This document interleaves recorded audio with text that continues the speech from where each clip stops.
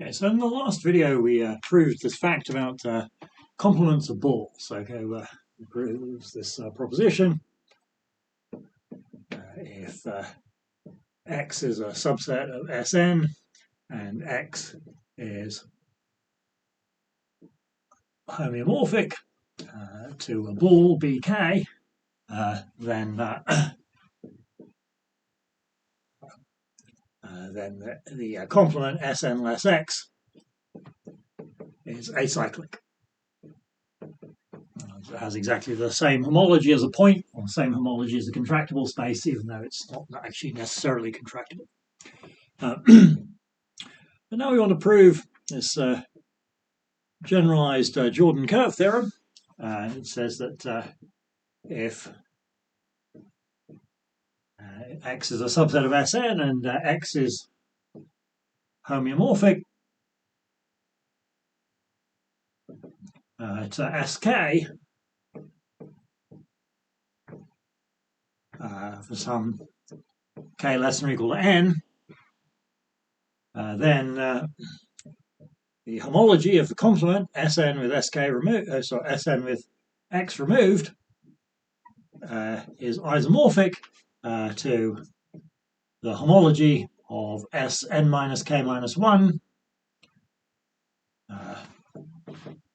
That's if k is strictly less than n or is 0 if k is equal to n. Okay, so in case k equals n, the homology is 0. That actually forces the complement to be empty. In this case, complement has to be empty because it's H0 is 0. That means there's no path components. The space is empty, which means that X has to be the whole of Sn.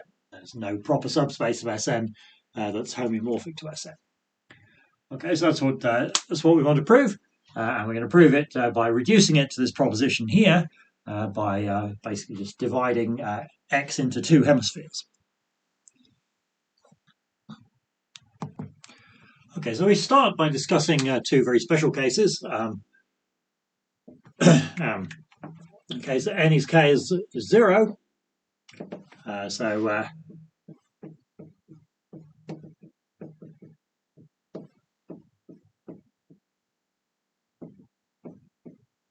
So you've got X is a subspace of S0 and it's homeomorphic to S0.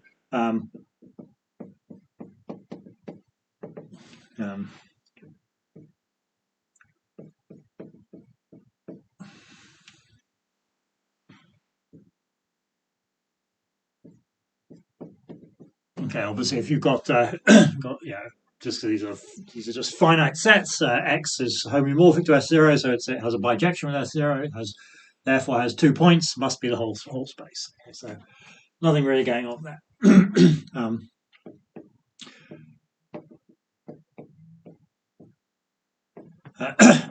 So let's now consider the case where n is bigger than 0 and k is equal to 0. So now, so again, X must consist of 2 points because it's homeomorphic to S0. Sn less 1 point is homeomorphic to Rn by stereographic projection. So Sn less X is homeomorphic to Rn with a point removed.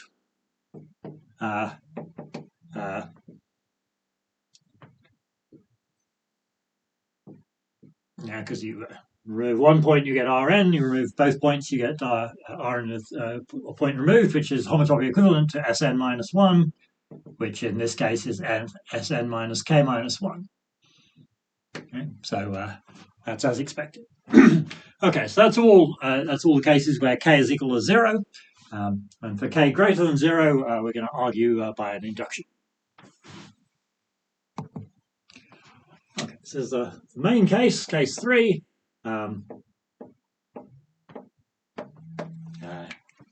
So k is greater than 0, less than or equal to n. Okay, so now our X is homeomorphic to Sk, so we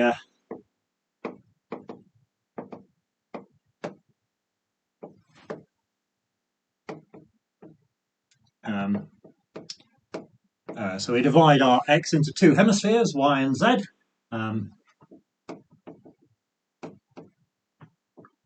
Each homeomorphic to a k-dimensional ball.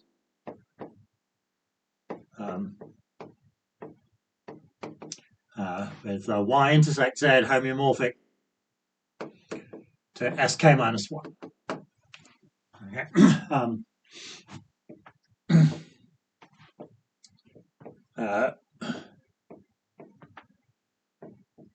And so we can look at the complements of Y and Z.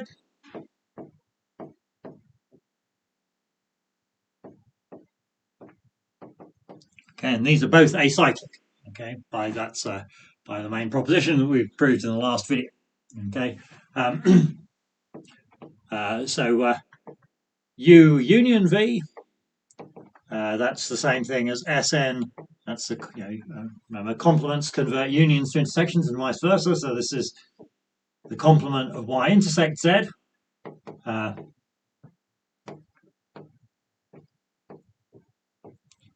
So this has the same homology as Sn minus K by the induction hypothesis.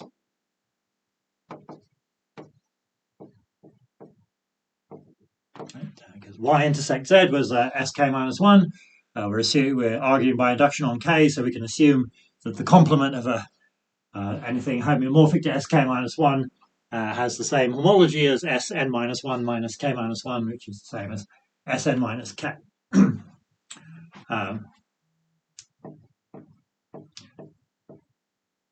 And a U union V, of course, is U intersect V is just the complement of X. So now, of course, we have a Myvier-Torres sequence. So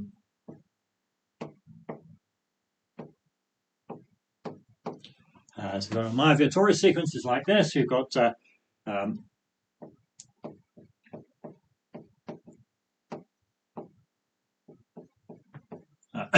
okay, so got the homology of our these, then they go to the HM plus 1 of U union V. And to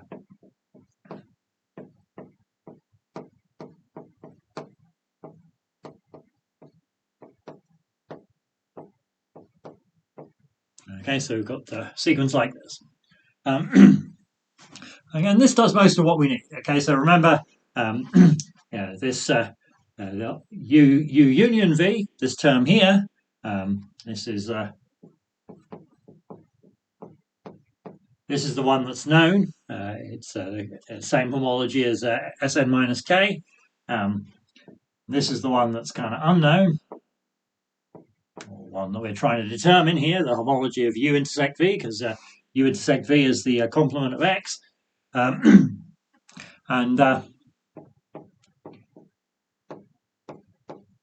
remember, this U and this V, these are acyclic. So this term here is 0, provided M is strictly positive, and then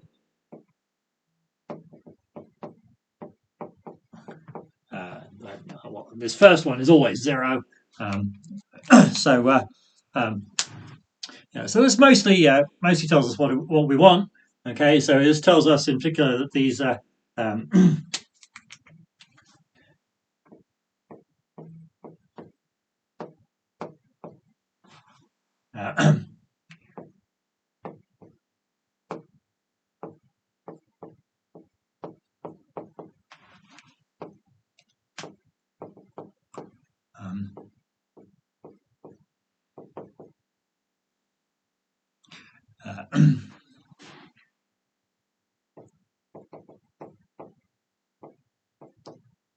okay, so you look at it, in this range, well, M is strictly positive. The mth homology of U intersect V is the same as the M plus first homology of Sn minus K. And that's kind of the key point. That basically tells us everything we need, except for a little bit of fiddling around with the 0th and first homology groups. Okay, so here's basically what we had on the last screen, but let's also put in the bottom end of the Myvier-Torres sequence. So you've got your here you've got your H1 of u plus h1v, well, that's just going to be 0. Then you've got your h1 of the union, which is your h1 of Sn minus k. Then you've got your h0 of Sn less x, as that was the intersection, u intersect v. And then you get your h0u, that's h0v, and then you get your h0 of the so the next it's going to be h0 again of the union, which is h0 of Sn minus k.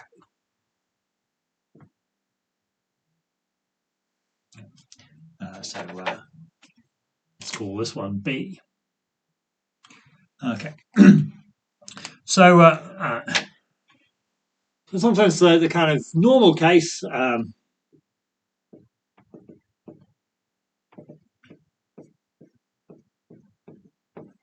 where k is strictly between 0 and n minus 1.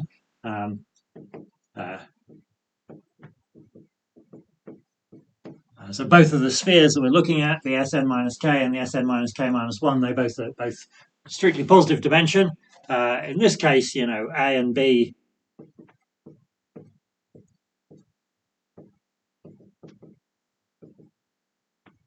they don't interact at all. Okay, and yeah, and then here, so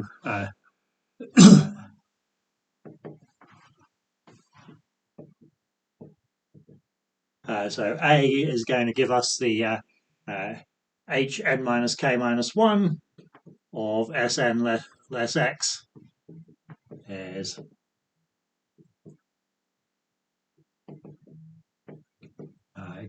giving us the z, and B gives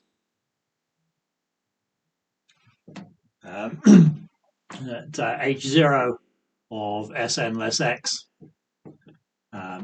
Yeah, so in this case, you're going to in this case your Sn minus k is in fact sorry, n minus k minus 1 is bigger than 0, and n minus k is bigger than 1. Okay, so here in this case your h1 of Sn minus k, n minus k is bigger than 1, so this is 0, and then these are both z. Right, this is always just z.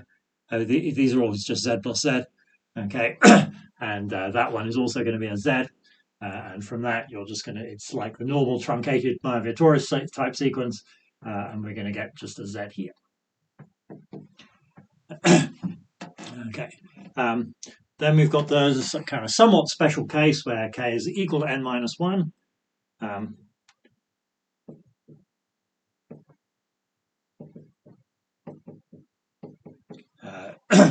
So k is equal to n minus 1. Right, in that case,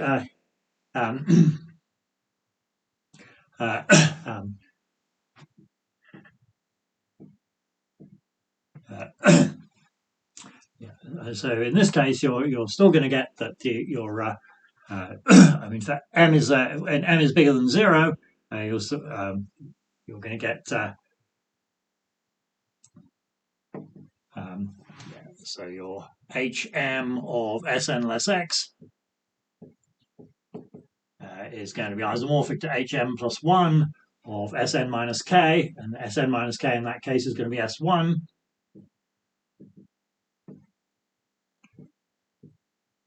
So you're going to find that all the homology groups here of Sn less x, they're all going to be 0 for m positive, which is what you expect, because in this case we're expecting that Sn less x should have the same homology as S0.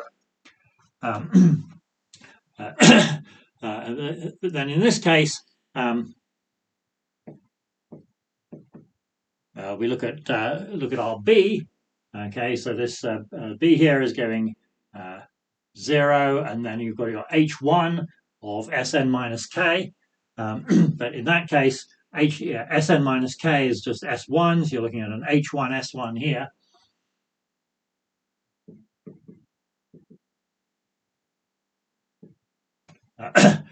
Then you've got your h0 of Sn less x, And then this one is this is giving you a z squared here.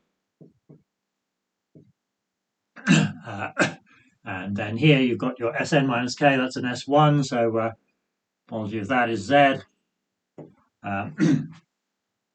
Okay, and then so here, basically you've got your two Z squareds going onto the Z, so the kernel of that is 1Z, and you've got a Z coming in from here as well. So this implies that H0 Sn less X is Z squared. Okay. Okay, so that's as expected. This is showing you've got for the homology of Sn less X, you've got two Zs in degree 0, nothing in degree above 0, so it's the same homology as S0, which is what it's supposed to be in this case. Okay, now for the final case is going to be where any k equals n. Okay, so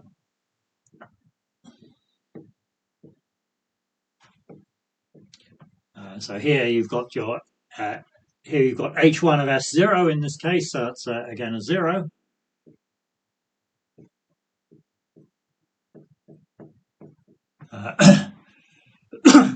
Okay, and then yeah, your h these two are both z, so that's a z squared.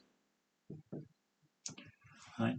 And then here, in this case, your Sn minus k, that's S0, so that's also a Z squared. You've got H0 of S0, that's a Z squared. Right. And then this is the bottom end of the Mayavitorah sequence, so you get a 0 on the end of that as well. Okay, so this can only be consistent. Yeah, so this map we'll call alpha, and this map we'll call beta. Okay, so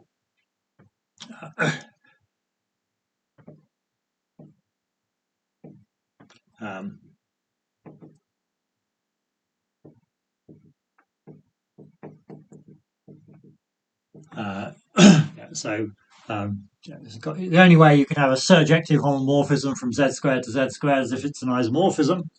That's an easy exercise in abelian group theory, or you could be a little bit more precise about how this works in terms of the path components of u, v, and S0. Anyway, there's various different ways we can deduce from this that this beta's actually got to be an isomorphism. So that means that the image of alpha is the kernel of beta is 0, and but then you've also got a 0 here, so alpha's injective. So that means that H0 Sn less X is 0, and that means Sn less X has no path components.